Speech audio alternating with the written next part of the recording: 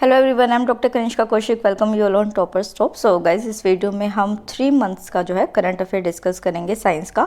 Part 1 जो 6 months का था वो आ चुका है। वीडियोस मैं थोड़ी छोटी रखना चाहती हूँ ताकि आपको पढ़ने में आसानी रहे, इस वजह से मैं सिर्फ 3 मंथ्स का इसमें लेके आई हूँ। 3 मंथ्स का दोबारा आएगा। वीडियो को शुरू करने से पहले एक इन्फॉर्मेशन, आज जो है वो टोटल 4 वीडियोज़ आएंगी इसको मिला के जो अभी आप पढ़ रहे हैं। एक आएगी हिस्ट्री के वर्कर्स मूवमेंट की, तो वो इंपॉर्टेंट वीडियो है बिकॉज ईपीएफओ में क्या हम वर्कर्स लेबर्स के बारे में पढ़ रहे हैं, तो हिस्ट्री में जो फ्रीडम स्ट्रगल में वर्कर्स ने पार्टिसिपेशन किया वो आपके लिए इंपॉर्टेंट हो जाता है। सेकंड थिंग जो है इंडस्ट्रियल रिलेशन, आज हमारा कंप्लीट हो जाएगा। आज लास्ट वीडियो आएगी उसकी। करंट अफेयर जो है वो कल परसों में डाल दूंगी और फिर इंडस्ट्रियल रिलेशन हर तरीके से खत्म। और एक आएगी इकोनॉमी की वीडियो, तो मेक श्योर कि आज जो है यूट्यूब गूगली करेगा एक वीडियो या 2 वीडियो की नोटिफिकेशन आपके पास नहीं आएगी तो टेलीग्राम चैनल का लिंक जो है वो डिस्क्रिप्शन में है, वहाँ जाके ज्वाइन कर लीजिए। वहाँ स्टडी कंटेंट भी पोस्ट होता है, यूपीएससी ईपीएफओ का डिस्कशन ग्रुप भी है, तो आपको आसानी होगी। तो चलिए वीडियो को शुरू करते हैं। तो देखिए, सबसे पहले जो एक चीज़ जो सबसे ज़्यादा थी कि जब एपिडेमिक एक्ट आया था, बहुत सारी चीज़ें हुई कोरोना के टाइम में, तो वहाँ पे एक चीज़ निकल के आई जिसका नाम था फेशियल रिकॉग्निशन। मतलब कि जो क्रिमिनल्स थे उनको उनके फेस रिकॉग्नाइज करके, और अभी भी जो ये किसान आंदोलन चल रहा है उसमें भी कई चीज़ों में इन चीज़ों को यूज़ किया जाता है। तो फेशियल रिकॉग्निशन होता क्या है, एक टर्म अगर आपको पेपर में पूछा जाए तो वो क्या होगा कि it is a biometric technology. मतलब जैसे होता है ना कि हम जब आधार बनवाने जाते हैं या कहीं भी अब जाते हैं तो हमारा थंब स्कैन होता है, हमारा आइरिस स्कैन होता है, वो क्या होता है आपके बायोमेट्रिक्स होते हैं। उसी तरीके से फेशियल रिकॉग्निशन जो होता है वो हमारी एक बायोमेट्रिक टेक्नोलॉजी होती है, जिसमें क्या होता है कि जो हमारा फेस होता है, हर पर्सन के फेस में कुछ एक डिस्टिंक्टिव फीचर्स होते हैं, उनको रिकॉर्ड किया जाता है। आपको बुला के रिकॉर्ड नहीं किया जाएगा। ये जो सीसीटीवी कैमराज लगे होते हैं और आप हमेशा एक सुपरविजन के अंदर रहते हैं, तो आपका जो फेस है वो रिकॉग्नाइज हो चुका होता है।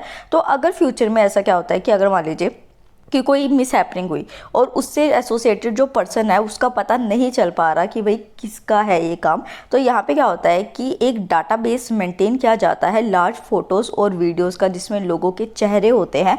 तो वो जो न्यू इमेज आती है जिस भी अनआइडेंटिफाइड पर्सन की, उसको आइडेंटिफाई किया जाता है, मैच किया जाता है सीसीटीवी फुटेज से, जो कि एग्जिस्टिंग डाटाबेस हमारी गवर्नमेंट के पास होता है, और फिर उस पर्सन को आइडेंटिफाई कर लिया जाता है। So this is facial recognition. Second आते हैं गगनयान पे। तो गगनयान सबको ही पता होगा, बट फिर भी यार किसी ने अगर नहीं तैयारी कर रखी है तो जस्ट एक ब्रीफ चीज़ कि क्या है गगनयान। क्या है बेसिकली एक मिशन है, इसरो के जो चेयरमैन है उन्होंने ये किया है कि यहाँ पे एक फर्स्ट कंट्री का मैन्ड मिशन है, मतलब पहली बार भारत की तरफ से किसी इंसान को जो है स्पेस में भेजा जाएगा, तो उसको क्या नाम दिया गया है, गगनयान का नाम दिया गया है।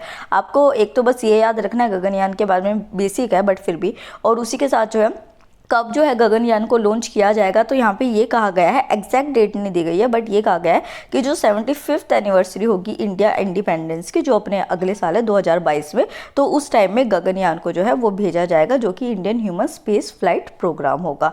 नेक्स्ट आते हैं प्रोजेक्ट नेत्र के बारे में। देखिए, हिंदी जब हम पढ़ते थे, नेत्र क्या होता था, हमारी आंखें होती थी, आइज हुआ करते थे।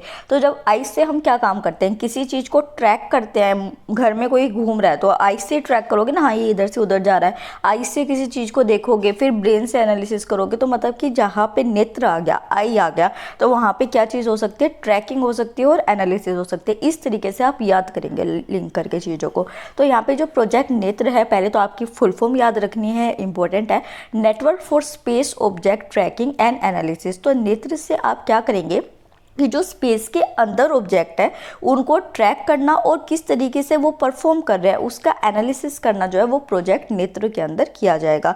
तो प्रोजेक्ट के अंदर बेसिकली इसरो प्लान कर रहा है कि वो बहुत सारी ऑब्जर्वेशनल फैसिलिटीज़ को सेटअप करेगा, जिसमें कि कनेक्टेड रडार्स होंगे, टेलीस्कोप्स होंगे, आपके डाटा प्रोसेसिंग यूनिट्स होंगे, कंट्रोल सेंटर होगा, और इन सबको मिला के जो है ट्रैकिंग और एनालिसिस किया जाएगा। तो यहाँ पे जो कैटलॉग ऑब्जेक्ट्स होते हैं उनको स्पॉट करना, ट्रैक करना। और ये देखिए कि यहाँ पे कितनी थ्रेशोल्ड दी गई है कि 10 सेंटीमीटर की अगर कोई चीज़ है, उससे लेके अगर वो उसकी रेंज जो है वो 3400 किलोमीटर तक की भी है, तो भी उस चीज़ को, ऑब्जेक्ट को आइडेंटिफाई यहाँ पे किया जा सकता है यहाँ पे। और इक्वालिटी जो रखी जाएगी इसकी, मतलब एक जो एवरेज रखा जाएगा वो 2000 किलोमीटर का एवरेज रखा जाएगा। तो आई डोंट थिंक ये आपको याद रखना है, बट ये वाले जो 2 पॉइंट्स है वो आपको याद रखने हैं। नेक्स्ट आता है Indian regional navigation satellite system. GPS को यूज़ करते हैं ना हम सभी, तो जीपीएस का है, अमेरिका का है। इंडिया में अब क्या लाया जा रहा है, रहा है Indian regional navigation satellite system. तो यहाँ पे देखिए जो अमेरिकन जीपीएस है उसके अंदर टोटल 24 सैटेलाइट्स होती है ऑर्बिट के अंदर, जिससे कि वो जो भी सिग्नल्स होते हैं उनको रिसीव करता है। बट जो हमारा IRNSS बनेगा उसके अंदर टोटल 4 सैटेलाइट्स होंगी जो कि हमेशा एक जियो सिंक्रोनस ऑर्बिट में घूमती जाएगी। और ये किस किस एरिया को कवर करेगी, तो देखिए जो IRNSS है जिसको कि नाविक के नाम से भी जाना जाता है, तो यहाँ पे आपको कंफ्यूज नहीं होना है कि अगर आपके सामने नाविक नाम भी आ जाता है ना, तो ये इसको नाम दिया गया है। जो Indian regional navigation satellite system जैसे जीपीएस नाम हो गया ना, वैसे ही नाविक नाम दे रखा है और किस सैटेलाइट सिस्टम के अंदर आता है तो वो इसके लिए आता है। ठीक है, ये जो है एक आपको एक्यूरेट रियल टाइम पोजीशनिंग देगा, टाइमिंग सर्विसेज प्रोवाइड करेगा जो भी इंडिया के अंदर यूजर्स है अपने रीजन की। और उसी के साथ अगर आप इंडिया की जो बाउंड्री है वो क्रॉस करके चले जाते हैं तो उसके भी 1500 किलोमीटर तक का एरिया जो है ये कवर करेगा। तो ये आपका इंपॉर्टेंट पॉइंट हो जाता है। उसी के साथ कहाँ इसकी एप्लीकेशन होती है कि आप इसको यूज़ कैसे कर सकते हैं, तो टेरेस्ट्रियल एरियन मैराइन नेविगेशन के लिए होता है, मतलब कि आपकी ज़मीन, पानी और हवा तीनों में ये जो है नेविगेशन प्रोवाइड करेगा। डिजास्टर मैनेजमेंट के टाइम इसको यूज़ कर सकते हैं आप। उसी के साथ किसी व्हीकल को आपको ट्रैक करना है, फ्लीट मैनेजमेंट है, प्रिसाइज टाइमिंग मैपिंग करनी है, जियोडेटिक डाटा कैप्चर करना है, टेरेस्ट्रियल नेविगेशन, तो इन सारी चीज़ों के लिए जो है इसकी एप्लीकेशन होगी। तो ये वाला एक जस्ट मैंने क्लिप न्यूज़पेपर का लगा रखा है। आगे देखते हैं क्या है। तो IDRSS जो है वो बेसिकली बनाया गया है ताकि इंडियन सैटेलाइट्स जो है उनको डायरेक्टली ट्रैक किया जा सके, उनके टच में कॉन्स्टेंटली रहा जा सके। और कौन सी इंडियन सैटेलाइट्स को ट्रैक और टच में रहने की बात की गई है, जो कि लो अर्थ ऑर्बिट्स के अंदर प्रेजेंट है और उनकी एक लिमिटेड कवरेज ऑफ अर्थ है, मतलब कि पूरी अर्थ को वो कवर नहीं करी, खाली इंडिया को कवर कर रही है ना, तो यहाँ पे लिमिटेड कवरेज ऑफ अर्थ है। तो ये क्या होती है, एक सेट ऑफ सैटेलाइट्स है। कितनी सैटेलाइट्स है, टोटल 4 सैटेलाइट्स है इसके अंदर। तो IDRS सैटेलाइट्स जो होंगी वो कौन सी क्लास के होते हैं ये याद नहीं रखना है, बस ऐसे 2000 kg क्लास का ये होगा। और ये जो लॉन्च होगा ये GSLV लॉन्चर से होगा, जियो स्टेशनरी ऑर्बिट में। ये वाला पॉइंट जो है आपको याद रखना है, जो कि 36,000 किलोमीटर दूर होता है। तो ये जो सैटेलाइट है ये 1/3 ऑफ अर्थ है उसका कवरेज देगी, उससे ज़्यादा का नहीं देगी। नेक्स्ट आ जाता है साइंटिफिक सोशल रिस्पॉन्सिबिलिटी। देखिए हम जो है कॉर्पोरेट सोशल रिस्पॉन्सिबिलिटी को पढ़ा हमने इंडस्ट्रियल रिलेशन के अंदर, कि जो भी बिजनेस है जो अच्छा खासा कमाता है तो उसको सोशल कंट्रीब्यूशन कुछ देना पड़ेगा सोसाइटी के डेवलपमेंट के लिए। उसी तरीके से इंडिया जो है वो ऐसी फर्स्ट कंट्री बना है, ये वाला पॉइंट अपना प्रीलिम्स का याद रखिएगा कि इंडिया फर्स्ट टाइम ऐसी कोई कंट्री बना है जिसने कि वर्ल्ड में साइंटिफिक सोशल रिस्पॉन्सिबिलिटी को इंप्लीमेंट करने की बात कही गई है। किसकी लाइंस पे, कॉर्पोरेट सोशल रिस्पॉन्सिबिलिटी की लाइंस पे। यहाँ पे एक न्यू पॉलिसी का जो ड्राफ्ट है वो department of science and technology के थ्रू दिया गया है। तो आपको ये वाला डिपार्टमेंट कौन सा आता है ये तो ऑब्वियसली याद करना है। तो डिपार्टमेंट साइंस ऑफ टेक्नोलॉजी के अंदर SSR पॉलिसी को शुरू किया गया है। हाईलाइट्स क्या है पॉलिसी के अंदर, बेसिकली कहा गया है कि एक इंडिविजुअल साइंटिस्ट जैसे मैं हूँ, ठीक है, मैं साल में 365 दिन काम कर रही हूँ, बट इस पॉलिसी के अंदर मेरी ये ड्यूटी है कि मैं अपने 365 डेज में से एटलीस्ट 10 डेज जो है वो SSR में डिवोट करूँ, मतलब कि सोसाइटी जो है उसको मैं साइंटिफिक नॉलेज प्रोवाइड करूँ। ये नहीं है कि मैं अपने लैब में बैठी हुई हूँ और अपना काम कर रही हूँ। तो ये जो है ये मेन पॉइंट है SSR पॉलिसी का। उसी के साथ जो है ये रिकॉग्नाइज किया जाएगा कि किस तरीके से आउटरीच जो एक्टिविटीज़ होती है उसके लिए इंसेंटिव प्रोवाइड करना चाहिए ताकि इस पॉलिसी के अंदर हेल्प हो सके। उसी के साथ जो है एक प्रपोज किया जाएगा, मतलब कि क्रेडिट जो है उसको सेटअप किया जाएगा फॉर नॉलेज वर्कर्स और साइंटिस्ट जो कि इंडिविजुअल SSR एक्टिविटीज़ में जो है पार्टिसिपेट करेंगे। तो उनको जो है एक एनुअल परफॉर्मेंस अप्रेजल भी दिया जाएगा ताकि उनका जो मोटिवेशन है वो बूस्टअप और वो ज़्यादा से ज़्यादा सोसाइटी के लिए कॉन्ट्रीब्यूट करे। तो यहाँ पे जो है कोई भी जो इंस्टीट्यूशन है उसको अलाउड नहीं किया गया है कि मतलब कि जो आउटसोर्स कर दिया जाए या सब कॉन्ट्रैक्ट कर दिया जाए, मतलब कि जो गवर्नमेंट है उसी की रिस्पॉन्सिबिलिटी होगी, कोई भी प्राइवेटाइजेशन इसके अंदर लकीली नहीं किया गया है। ठीक है, नेक्स्ट आता है humanity's return to the moon, date is Artemis. तो आर्टेमिस को आप समझ ही गए होंगे, ये वाली लाइन समझ के कि आर्टेमिस प्रोग्राम किसके लिए, इंसानों को दोबारा चांद पे भेजने के लिए आर्टेमिस प्रोग्राम शुरू किया जा रहा है। किसके थ्रू किया जा रहा है, तो नासा के थ्रू ये शुरू किया जाएगा। यहाँ पे पहली फीमेल जो है उसको और जो अगला आदमी जाएगा चांद के ऊपर वो कब जाएगा, ईयर 2024 में जाएगा आर्टेमिस प्रोग्राम के अंदर। यहाँ पे ल्यूनर एक्सप्लोरेशन प्रोग्राम है। तो अगर आपसे डायरेक्टली पूछा जाए कि आर्टेमिस है क्या, तो आप ये कहेंगे कि it is a lunar exploration programme. Artemis की जो फुल फॉर्म है वो आपको याद रखनी है। Artemis stands for acceleration, reconnection, turbulence, electrodynamic of moons interaction with the sun. तो ये फुल फॉर्म थोड़ी सी है डिफिकल्ट, बट लिख लेना यार, याद तो करनी पड़ेगी ना। तो नेक्स्ट आता है 30 मीटर टेलीस्कोप। पहले मैं ये टेलीस्कोप आपको दिखा दूँ। तो यार ये आप देख रहे हैं इतना बड़ा जो है ये क्या है, टेलीस्कोप है, जिसको नाम क्या दिया गया है, 30 मीटर का दिया गया है। तो यहाँ पे आप देखिए कि ये है क्या। तो ये पहली बात तो एक्सट्रीमली लार्ज टेलीस्कोप है। ये एक इंटरनेशनल प्रोजेक्ट के अंदर सेटअप किया गया था, जिसको कि बहुत सारी साइंटिफिक ऑर्गेनाइजेशन डिफरेंट कंट्रीज़ की, जैसे कि कनाडा हो गया, चाइना हो गया, इंडिया, जापान और यूएसए जो है उनके थ्रू फंड किया गया है। इंडिया के थ्रू भी फंड किया गया है, तो अपने लिए इंपॉर्टेंट हो जाता है। प्लान लोकेशन क्या की गई है, मतलब कि ये जो सेटअप किया जा रहा है ये कहाँ किया जाएगा, तो हवाई के अंदर जो हवाई के अंदर ही मोना केया जो आइलैंड है उसके अंदर जो है इसको सेटअप किया जाएगा।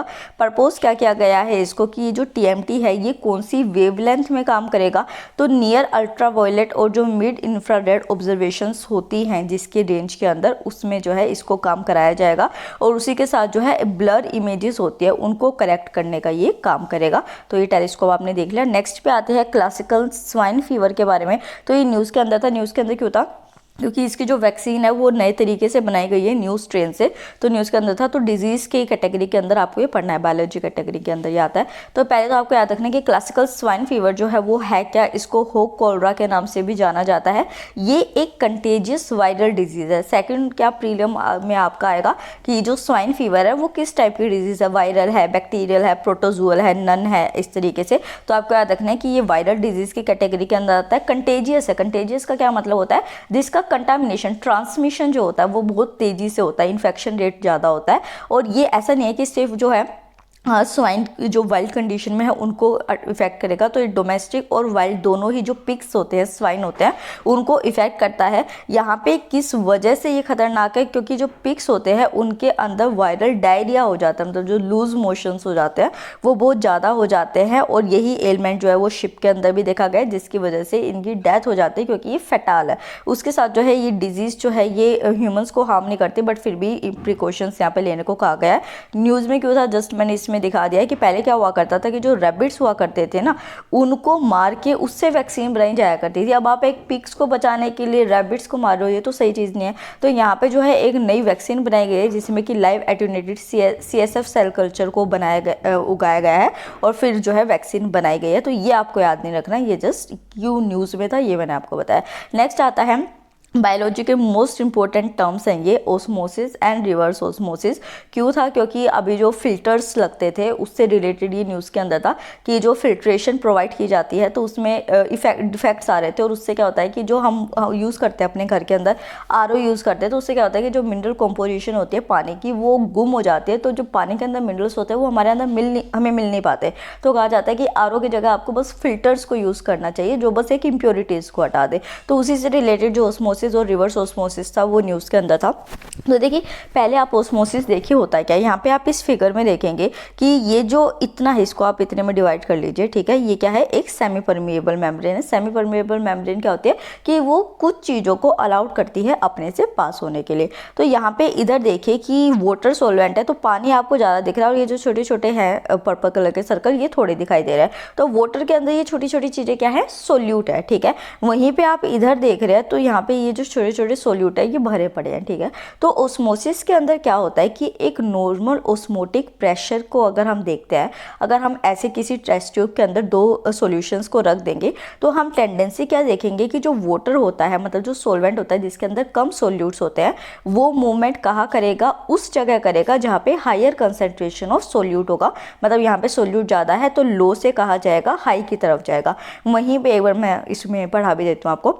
तो ओस्मोसिस क्या होता है, इसमें जो एक सोलवेंट होता है जैसे कि वाटर हो गया, वो नेचुरली जो है वो area of low solute concentration से मेम्ब्रेन को पास करके कहा जाएगा हाई सोल्यूट कंसंट्रेशन में जाएगा। वहीं पे आप ये देखिए रिवर्स ओस्मोसिस में क्या हो रहा है कि ये जो हायर सोल्यूट वाला कंसंट्रेशन है जिसमें कि ज़्यादा सोल्यूट कंटेंट है, आप एक एक्सटर्नल प्रेशर लगा रहे हैं इसके ऊपर। जब एक्सटर्नल प्रेशर लगा रहे हैं तो ये जो ओस्मोसिस का प्रोसेस होता है ये रिवर्स हो जाता है, जिसको हम रिवर्स ओस्मोसिस कह देते हैं। और हाई कंसंट्रेशन से जो सोल्यूट पार्टिकल है वो कहाँ कहाँ जाने लग जाएंगे, फ्रेश वाटर की तरफ जाने चल जाएंगे, जहाँ पे कि सोल्यूट कंसंट्रेशन कम होगा, तो ये आपका रिवर्स ऑस्मोसिस हो जाएगा। मेरे को बहुत कन्फ्यूजन होती थी जब मैं 11th-12th क्लास में थी और मेरे को ये बायो में पढ़ना पड़ता था, तो थोड़ा सा आप अच्छे से याद रखिएगा इसको रिवाइज करके। तो रिवर्स ऑस्मोसिस क्या होता है कि जब एक एक्सटर्नल प्रेशर जो है वो आप एक नेचुरल फ्लो ऑफ सॉल्वेंट के ऊपर लगा रहे हैं, जिसमें कि क्या होता है बेसिकली कि जो सोल्ट डिप्लीटेड वाटर होता है वो कहाँ जाने लग जाता है, क्लीन वाटर की तरफ चला जाता है, मतलब लो प्रेशर साइड पे जाता है। नेक्स्ट आता है सोलर ऑर्बिटर। तो सोलर ऑर्बिटर के बारे में पढ़ेंगे, पहले आपको देखना है कि किसके थ्रू ये लॉन्च किया गया है। तो यूरोपियन स्पेस एजेंसी और जो नासा है उन दोनों ने मिलकर इसको लॉन्च किया है। सोलर ऑर्बिटर बेसिकली क्या है कि ये एक सोलर प्रोजेक्ट के लिए और उसी के साथ हेलियोस्फेरिक फिजिक्स जो है उसके लिए डेडिकेट किया गया है। ये फर्स्ट मीडियम क्लास जो है ESA कॉस्मिक विजन 2015 और 2025 प्रोग्राम के अंडर लॉन्च किया गया है। ये वाला पॉइंट आपको याद रखना है। तो सोलर ऑर्बिटर की अगर हम बात कर रहे हैं तो मतलब कि जो सूरज है उसके आसपास जो ऑर्बिट्स है, अगर वहाँ पे जाके आपको उनकी कोई इन्फॉर्मेशन लेनी है तो ये जस्ट एक ग्राफिक रिप्रेजेंटेशन है उसकी। तो यहाँ पे जो है ऑर्बिट होगा, उसके अंदर ये सैटेलाइट छोड़ी जाएगी, ये जो है सूरज को ऑर्बिट करेगा और जो भी इन्फॉर्मेशन चाहिए होगी इस प्रोग्राम के अंदर उसको कलेक्ट करेगा। तो ये जो है फर्स्ट मिशन है ऐसा जो कि सन के नॉर्थ और जो साउथ पोल है उनकी इमेजेस प्रोवाइड करेगा, क्योंकि आज तक हमारे पास इमेजेस नहीं है, हम समझ नहीं पा रहे हैं कि जो सूरज है उसका स्ट्रक्चर क्या है। तो ये मिशन जो है उसमें हेल्प करेगा। यहाँ पे टोटल 6 इंस्ट्रूमेंट्स जो है वो होंगे जो कि एक स्पेस क्राफ्ट व्यू से इसको कैप्चर करेंगे इमेजेस को।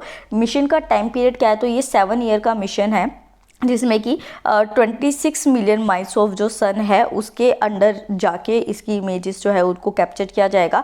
क्यों ये नहीं होगा डिस्ट्रॉय सन की रेस, क्योंकि सन देखो कितना है, आग का गोला है वो, तो वो एक प्रोटेक्शन प्रोवाइड करने के लिए अपनी जो सैटेलाइट है उसको उसके ऊपर एक custom titanium heat shield coat जो है वो लगाया जाएगा, जो कि कैल्शियम फॉस्फेट के अंदर डिप होगा, ताकि जो सैटेलाइट है वो हमारा जो है 970 डिग्री फ़ारेनहाइट का टेम्परेचर जो है उसको कर सके। लिमिट जो है इसकी रखी गई है कि उसको टॉलरेट कर सके।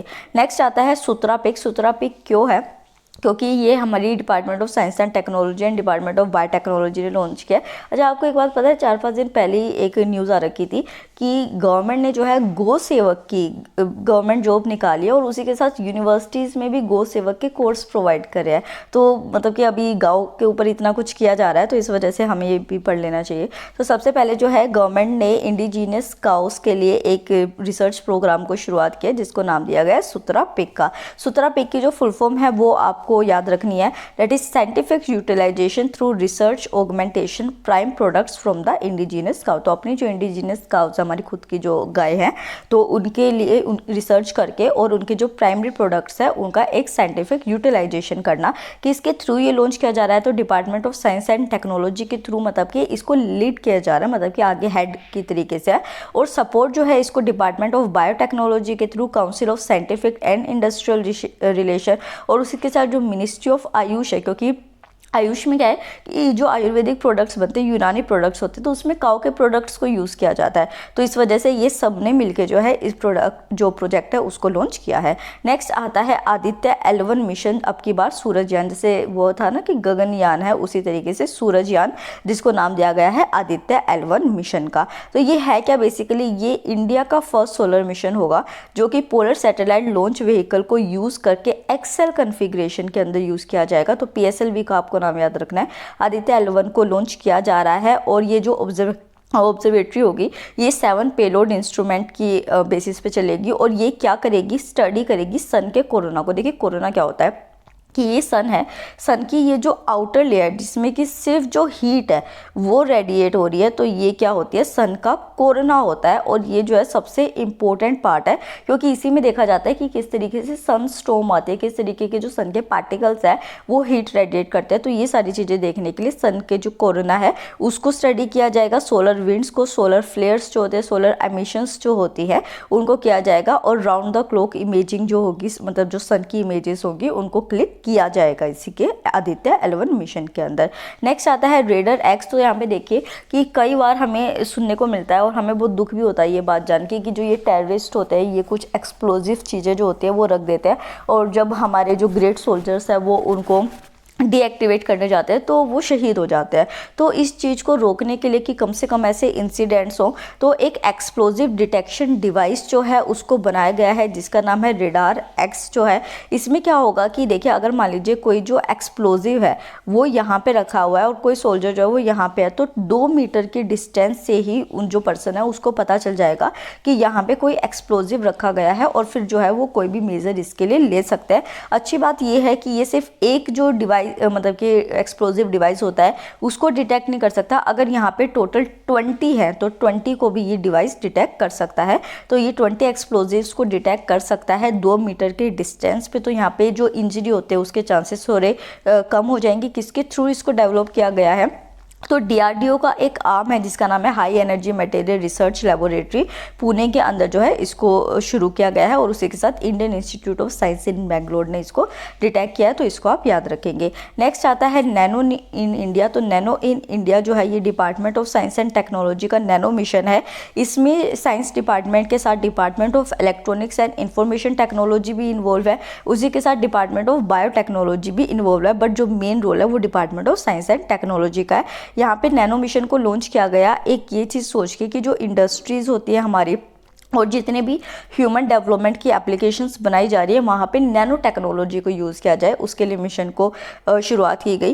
तो इसको एक बार मैं आपको डिटेल में बता देती हूँ। 2007 में जो है इसको लॉन्च किया गया था, बट ये अगेन दोबारा अभी न्यूज़ के अंदर है। ये एक अम्ब्रेला कैपेसिटी बिल्डिंग प्रोग्राम है, मतलब कि जितनी भी इंडस्ट्रीज है, जितने भी एरिनाज है उसको कवर किया जाएगा यहाँ पे। और इस मिशन के अंदर सभी साइंटिस्ट को, इंस्टीट्यूशंस को, जितनी भी इंडस्ट्रीज़ है उनको टारगेट किया जाएगा और इनको इन्वॉल्व किया जाएगा नैनो टेक्नोलॉजी के अंदर। और उसी के साथ जो नैनो साइंस और जो टेक्नोलॉजी है उसको बेसिक रिसर्च के अंदर, ह्यूमन रिसोर्स डेवलपमेंट के लिए, आपके इंफ्रास्ट्रक्चर डेवलपमेंट के लिए और जो भी इंटरनेशनल कोलैबोरेशन होते हैं सब में इसको यूज़ किया जाएगा। एंकर किसके थ्रू किया जा रहा है? ये department of science and technology के थ्रू, और इसको स्टीयर किया जाएगा नैनो मिशन काउंसिल जो कि एमिनेंट साइंटिस्ट से हेडेड होगी।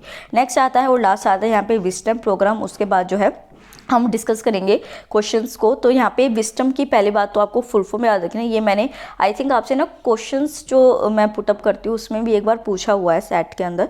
तो यहाँ पे पहले फुल फॉर्म आपको याद रखना है कि women in science and technology, engineering, mathematics and medicine. तो देखिए, फीमेल्स जो हैं वो सिर्फ आर्ट्स तक ना रहें, ह्यूमैनिटीज़ तक ना कंसर्न रहे, तो इस वजह से उनको एक बूस्टअप प्रोवाइड करने के लिए कि आप साइंस मैथ्स लीजिए, अपना साइंटिफिक टेम्पर जो है उसको बूस्टअप कीजिए।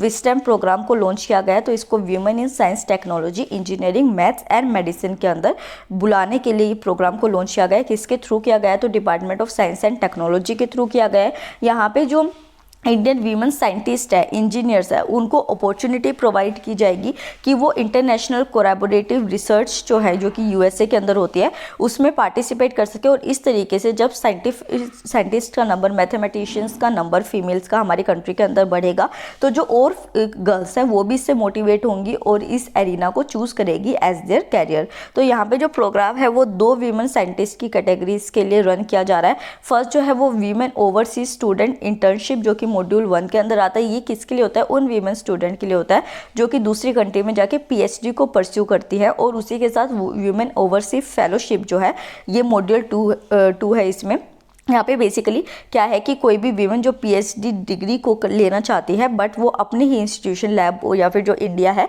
उससे रिकॉग्नाइज लेना चाहती है, तो ये आपके मॉड्यूल 2 के अंदर आ जाएगा। एलिजिबिलिटी क्या होती है? ये जो फेलोशिप होती है ये उन वीमेन सिटीजन्स के लिए है जो कि 21 से 45 ईयर्स की एज ब्रैकेट में आती हैं और पीएचडी या फिर उससे जो हायर स्टडीज़ है वो करना चाहती है। अब आते हैं क्वेश्चंस के ऊपर। अब तक वीडियो पसंद आई है तो वीडियो को लाइक कर दीजिए, चैनल को सब्सक्राइब कर दीजिए, टेलीग्राम को जरूर ज्वाइन कीजिए क्योंकि नोटिफिकेशन वहाँ भी आते हैं और स्टडी कंटेंट भी होता है। तो फर्स्ट क्वेश्चन है यहाँ पे, सिंपल है, विटामिन के ऊपर तो क्वेश्चंस आते ही आते हैं सिंपली। तो यहाँ पे आपसे पूछा गया है कि विटामिन जो है वो क्लोटिंग ऑफ ब्लड के लिए काम में आता है। कौन सा vitamin? First is vitamin C, second is vitamin D, third is vitamin E and D is vitamin K. तो एक बार वीडियो को पॉज कीजिए और इसे अटेम्प्ट कीजिए। Okay done. तो यहाँ पे विटामिन के जो है वो सही ऑप्शन है। एक चीज़ और यार, कल मैंने वो क्विज की प्रैक्टिस सेट की वीडियो डाली थी, सिर्फ 2-3 बच्चों ने अपना स्कोर बताया। क्या वो अच्छा स्कोर नहीं आ रहा क्या? मतलब करो यार, अटैम्प्ट करो, कमेंट करो, बताओ अपना स्कोर कैसा है। नेक्स्ट आता है fatigue is cause because of formation and depositing of which among the following acids in the muscles. तो आपको बताना है कि कौन से एसिड का जब मसल्स के अंदर डिपोजिशन हो जाता है तो आपको फैटिग का फील होता है, थकान का फील होता है। तो first is lactic acid, B is acetic acid, C is citric acid and D is pyruvic acid. तो एक बार वीडियो को पॉज कीजिए, से अटेम्प्ट कीजिए। Okay done. तो यहाँ पे ए जो है वो लैक्टिक एसिड सही ऑप्शन है। नेक्स्ट क्वेश्चन, और ये क्वेश्चन जो है ये आपको कमेंट सेक्शन में बताना है। तो यहाँ पे पूछा गया है कि ह्यूमन हार्ट जो होता है, जो रिस्पॉन्सिबल होता है कॉन्ट्रैक्शंस के लिए, ब्लड को सर्कुलेट करने के लिए, वो कौन सा पार्ट होता है ह्यूमन हार्ट का जो कि कॉन्ट्रैक्शंस के लिए रिस्पॉन्सिबल होता है? First is left atrium, second is both atria, C is right ventricle and D is both ventricle. तो ये ह्यूमन फिजियोलॉजी जो है हमारी उसका पार्ट होता है। तो आप इसे कमेंट सेक्शन में आंसर कीजिएगा, वरना फिर जो आज की ही अपकमिंग वीडियो जो होगी कोई सी, उसमें मैं आपको इसका आंसर बता दूंगी। तो आई होप आपको ये वीडियो पसंद आई होगी। चैनल को सब्सक्राइब, वीडियो को like. Thank you so much.